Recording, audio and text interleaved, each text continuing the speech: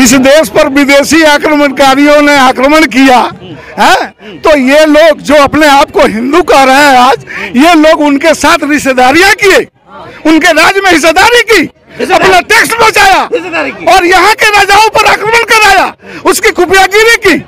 जब यहाँ पे इस्लाम आया, जब आए शासन का यहाँ पर, तो उन लोगों ने जिस पर हमला किया, उस हमले के विरोध में तो ये खड़े नहीं हुए। जब उन लोगों ने शासन कर ली तो उनके बेटी बहन से और अपनी बेटियां उनको दिया, रिश्तेदारियां बनाई और अपना टैक्स बचा लिया। और आज भी वो राज्य में, भारत में जो भी राजा है जो अपने आप को हिंदू कह रहे हैं, ये सब मुसलमानों के नाजायज रिश्तेदार हैं। बहुत बड़ा आरोप है ये, और सच्चाई है, इतिहास है। अब उनको 7 साल तक याद नहीं आया कि दिल्ली में रोहिंग्या रहते हैं, बांग्लादेशी रहते हैं। अब जब सामने 2024 का चुनाव आ रहा है तो इनको दिल्ली के अंदर बांग्लादेशी और दिखाई दे रहे हैं। अब उनको दिखाई दे रहे हैं। यहाँ तो सरकार उनकी आज 7 साल चल रही है। इससे पहले वो कहाँ थे? सोए हुए थे। जब यहाँ रोहिंग्या आ रहे थे, हिंदू की जगह रहे थे। क्या हिंदू सोया हुआ है? हिंदू मर गया है। और उनके इशारे पे वहाँ रहने वाले हिंदुओं पे, मुसलमानों पे, तमिलों पे वो अत्याचार करते आ रहे हैं। जब भुखमरी से जनता सड़कों पर उतरी है, तो अब वहाँ के राष्ट्रपति के घर को फूका जा रहा है, प्रधानमंत्री के घर को फूका जा रहा है और वहाँ के सांसदों के घरों को फूका जा रहा है। और वहीं पे बुलडोजर की राजनीति की जा रही है। प्रेमबुल जिस सेकुलरिज्म की बात करता है, उसकी हत्या हो रही है, तो जाहिर सी बात है उस हत्या के खिलाफ भी साथी हैं, एकत्रित हो रहे। और आने वाले चुनाव में जैसा जनता बड़ों को इस देश में चने चबाने पड़े हैं, तो मोदी जी बहुत छोटी खेत की मूली। नमस्कार, मैं हूं देव। इस समय आप देख रहे हैं लोकतंत्र टीवी। एलजी हाउस के घेराव के लिए तमाम सोशल एक्टिविस्ट हो, तमाम वो लोग जो देश हित में लगातार काम कर रहे हैं, ये मैं कह रहा हूं। लेकिन भारतीय जनता पार्टी के लोग जिस तरीके से बुलडोजर चलाने वालों के साथ खड़ा है और लगातार ये कह रहा है कि शाहीन बाग में रोहिंग्या और बांग्लादेशी लोग हैं, इसलिए बुलडोजर चलाना जरूरी है, मुसलमानों को टाइट करेंगे, ये कहावत है। हमारे साथ भगत जी मौजूद है। भगत सर, क्या देख रहे हो आज का जो ये घेराव है, एलजी हाउस का घेराव आप कर रहे हो? भारतीय जनता पार्टी लगातार ये दोषारोप ओपन कर रही है कि आप लोग बांग्लादेशियों को, रोहिंग्यों को, देश विरोधियों को बचाने की एक बड़ी कोशिश है जो आप कर रहे हो। ये तो वो कहेंगे। हाँ। आज सरकार उनका 7वां साल चल रहा है केंद्र का दिल्ली में। हाँ। है? अब उनको 7 साल तक याद नहीं आया कि दिल्ली में रोहिंग्या रहते हैं, बांग्लादेशी रहते हैं। अब जब सामने 2024 का चुनाव आ रहा है तो इनको दिल्ली के अंदर बांग्लादेशी और दिखाई दे रहे हैं। अब उनको दिखाई दे रहे हैं। यहाँ तो सरकार उनकी आज 7 साल चल रही है। इससे पहले वो कहाँ थे? सोए हुए थे। जब यहाँ रोहिंग्या आ रहे थे, हिंदू जगा रहे थे, हिंदू की जगह रहे थे। क्या हिंदू सोया हुआ है? हिंदू मर गया है। अच्छा, ठीक है। कल देखा कुतुब मीनार पे जिस तरीके से हिंदू फ्रंट दल के लोग चढ़ गए, ताजमहल पे चढ़ गए, कह रहे एक पहल है जिससे हिंदू इकट्ठा हो रहा है, उसको कैसे देख रहे हैं आप? ये नहीं है, बुलडोजर का कोई मुद्दा नहीं है। नहीं, ये तो इनका एजेंडा है। हाँ। जब इस देश पर विदेशी आक्रमणकारियों ने आक्रमण किया है, तो ये लोग जो अपने आप को हिंदू कह रहे हैं आज, ये लोग उनके साथ रिश्तेदारियां किए, उनके राज्य में हिस्सेदारी की, अपना टैक्स बचाया और यहाँ के राजाओं पर आक्रमण कराया, उसकी खुफियागिरी की। जब यहाँ पे इस्लाम आया, जब आए शासन का यहाँ पर, तो उन लोगों ने जिस पर हमला किया, उस हमले के विरोध में तो ये खड़े नहीं हुए। जब उन लोगों ने शासन कर ली तो उनके बेटी बहन से और अपनी बेटियां उनको दिया, रिश्तेदारियां बनाई और अपना टैक्स बचा लिया। और आज भी वो राज्य में, भारत में जो भी राजा है जो अपने आप को हिंदू कह रहे हैं, ये सब मुसलमानों के नाजायज रिश्तेदार हैं। नाजायज रिश्तेदार है। बिल्कुल, बड़ा आरोप है सर, बहुत बड़ा आरोप है ये, और सच्चाई है, इतिहास है। अच्छा, ठीक है। श्रीलंका जिस तरीके से धू कर चल रहा है, हिंदुस्तान के लोग भी देख रहे हैं कि दरअसल वो भी एक बुद्धिस्ट कंट्री है जहां लोग मान रहे हैं। तमाम सारे लोग सड़कों पर उतर गए, हिंदुस्तान की आधी आबादी सोई हुई है, कह रहे जगने वाले नहीं है। क्या ये माजरा क्या उधर?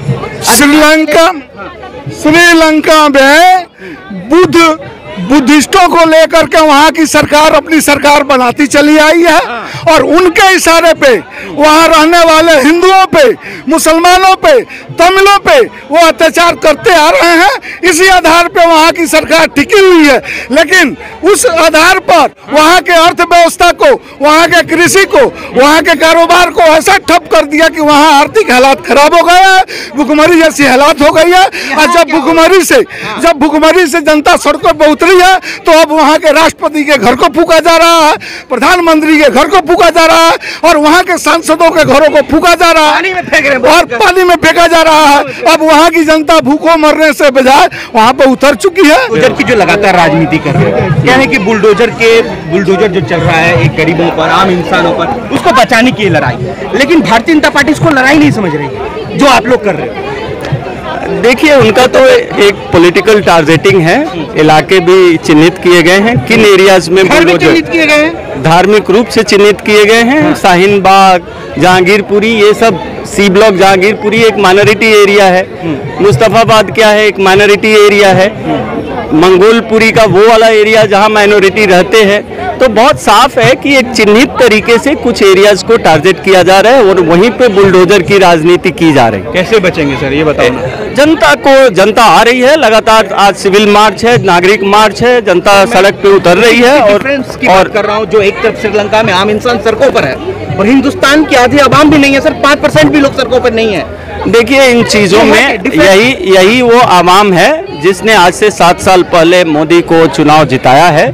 वो बहुत स्लोली वॉच करती है और एक डिसीजन पे पहुंचती है। धीरे धीरे जिस कदर महंगाई बढ़ रही है, जिस तरह से इनकी बुलडोजर की राजनीति है, जिस तरह से हमारे धार्मिक त्योहार जो शांति और सौहार्द के प्रतीक होते थे इस देश में, एकता और अखंडता के प्रतीक होते थे, उनका सांप्रदायिकरण किया जा रहा है। वो तमाम चीजों को जनता बहुत बारीकी से वॉच कर रही है। दिल्ली में अभी एमसीडी के चुनाव है, पता चल जाएगा कि मोदी जी की कितनी लहर है। आप ये बात मत बोलो सर, यूपी में भी पता चल गया किसकी लहर। देखिए, यूपी किसानों का बैठना वो भी फेक हो गया। देखिए, किसान बैठे, बलात्कार होना वो भी। देखिए, हर जगह जहाँ से किसान मैक्सिमम संख्या में बैठे थे वहाँ पे बदलाव हो गया। आपको पता है, बेशक वो कांग्रेस और आम आदमी पार्टी में हुआ, लेकिन बदलाव हुआ। मुख्य रूप से किसान पंजाब से आते थे और वहाँ पे मेजर चेंज हुए। उत्तर प्रदेश में अभी कुछ गणित इस तरह का है जिसमें उनको एज है। धीरे धीरे वहाँ पे भी आप देखिए, विपक्ष की पिछली इसमें क्या ताकत थी और अभी क्या ताकत है। विपक्ष की ताकत में बढ़ोतरी हुई है, लेकिन उतनी बढ़ोतरी नहीं हुई है कि वो शासन पे काबिज हो जाए। क्या हम लोग श्रीलंका के राह पे चल रहे हैं? जो स्थिति वहाँ है उसी राह पर। देखिए, अगर भारतीय जनता पार्टी इस तरह के सांप्रदायिक ध्रुवीकरण को, जातीय उन्माद को, इस तरह की परिस्थितियों को पैदा करेगी, मॉब लिंचिंग को पैदा करेगी, तो हम उसी तरह की सिविल वार की तरफ बढ़ जाएंगे और हमारा तमाम प्रोग्रेस का नारा, प्रगति का नारा, चीन के साथ तुलना करने का नारा, वो धरा का धरा रह जाएगा। मानते हैं इस बात? बिल्कुल मानते हैं। अच्छा, ये जो लगातार बुलडोजर के खिलाफ है, क्या इतना बड़ा प्रोटेस्ट करने से लोग कह रहे हैं नेक्स्ट टाइम इससे भी ज्यादा लोग यहाँ पर जुटेंगे, क्या इससे बुलडोजर का बचाव हो पाएगा? सुप्रीम कोर्ट कुछ नहीं बोल रही, हाई कोर्ट कुछ नहीं बोल रहा। देखिए, सुप्रीम कोर्ट और हाई कोर्ट अपनी जगह है, वो माननीय है, वो अपना फैसला देंगे, लेकिन जनता धीरे धीरे बड़ी बड़ी रैलियों में अब उतरना शुरू हो गई है। शाहीन बाग में कल हजारों लोग थे और उन्होंने खुद जहां पे हल्के फुल्के इंक्रोचमेंट थे उसको साफ कर दिया। इसी तरीके से जहांगीरपुरी में भी जो शांति मार्च निकाला गया था उसमें हजारों लोग थे। हमने एक सांकेतिक प्रदर्शन यहाँ पे रखा है। अगर इसके बाद भी दिल्ली के एलजी नहीं मानते हैं और इसी तरह की बुलडोजर की राजनीति चलती रहेगी तो हम और मैसिवली प्रोटेस्ट ऑर्गेनाइज करेंगे और हमारे पास दूसरा रास्ता नहीं। आना चाहिए ना, साफ साफ रोक लगाना। देखिए, संविधान कुछ चला जा रहा है, संविधान कुछ नहीं, बुलडोजर सब कुछ हो रहा है यहाँ पर। देखिए, सुप्रीम कोर्ट पे बोलने के लिए मैं वाजिब व्यक्ति नहीं हूँ। संविधान पे तो बोलिए सर। संविधान का हनन हो रहा है, उसकी हत्या हो रही है। संविधान की हमारा प्रेम्बुल जिस सेकुलरिज्म की बात करता है उसकी हत्या हो रही है, तो जाहिर सी बात है उस हत्या के खिलाफ भी साथी हैं, एकत्रित हो रहे हैं और उसके खिलाफ हम लोग लड़ेंगे।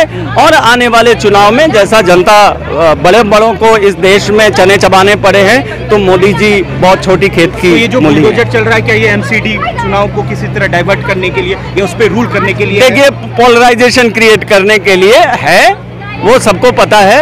सांप्रदायिकरण की राजनीति, पोलराइजेशन। मुसलमानों को टाइट करो, नहीं, पोलराइजेशन ये है कि हिंदू मुस्लिम पोलराइजेशन हो जाए और हमें वोट आ जाए, वो उस तरह का पोलराइजेशन है, लेकिन वो होगा नहीं। कि अगर ये सांप्रदायिकता का जहर अगर ना फैलाए तो नौजवान रोजगार मांगेंगे, गरीब रोटी मांगेगा, महिलाएं सुरक्षा मांगेगी, बच्चे शिक्षा मांगेंगे, बीमार हॉस्पिटल मांगेगा और इलाज मांगेगा। तो इन सब चीजों का जवाब सरकार के पास नहीं है।